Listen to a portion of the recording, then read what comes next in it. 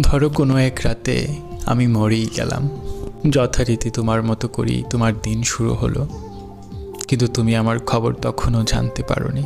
জানবে কি করে? বরাবরের মতোই আমাদের মনোমালিন্য চলছিল। সকালবেলা কেউ টেরই পেল না আমি নেই। সবাই ভাবলো রাত জেগেছে হয়তো, ঘুমাক আর একটু। সকাল পার হয়ে সূর্য যখন মধ্য গগনে, এবার কারো কারো মনে হলো এখনও কেন উঠছি না আমি। দুপুরে রান্না না হলে বাড়ির সবাই খাবে কি? প্রথমে কেউ কেউ নাম ধরে ডাকলো, তারপর যখন উঠছি না তখন বেশ জোরে নাম ধরে ডাকলো কয়েকবার। তারপর যখন গায়ে ধাক্কা দিল জোরে, তখন টের পেল আমার শরীর হিম শীতল হয়ে আছে। এরপর আর কি, বাকি মরাবাড়ির মতো সবাই কান্নাকাটি চিল্লাপাল্লা হলো। কিন্তু তুমি তখনও জানো না আমি আর নেই। জানবে কি করে? তুমি যে আমার সাথে জেদ দেখাচ্ছ। আগে কখনোই কল করবে না আমাকে তুমি। এর মাঝে দুপুর গড়িয়ে বিকেল প্রায়। এর ফাঁকে আমাকে আমার গন্তব্যে নিয়ে যাওয়ার প্রস্তুতি শেষ। শেষ গোসল, জানাজা, কবর খোঁড়া সব শেষ।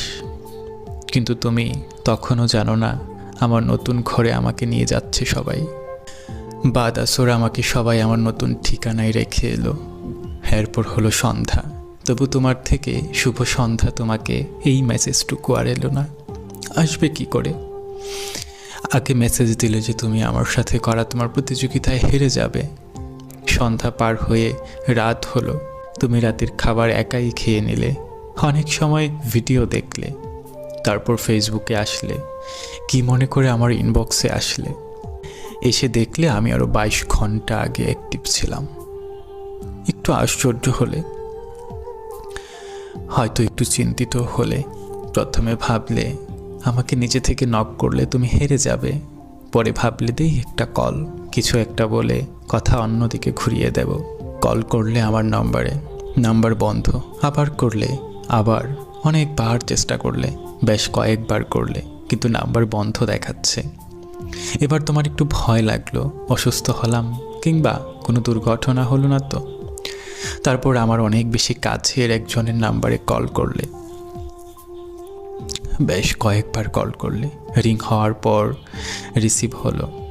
হ্যালো বলল প্রিয় মানুষটা আমার, কিন্তু কান্না বেচা কণ্ঠস্বর। তুমি একটু জুড়ে বললে কি হয়েছে, আমাকে খুঁজলে। ওপাশ থেকে জানিয়ে দেয়া হলো আমি আর নেই এই পৃথিবীতে। রাতে ঘুমানোর পর আর উঠিনি। এরপর তোমার অনুভূতি কেমন হবে?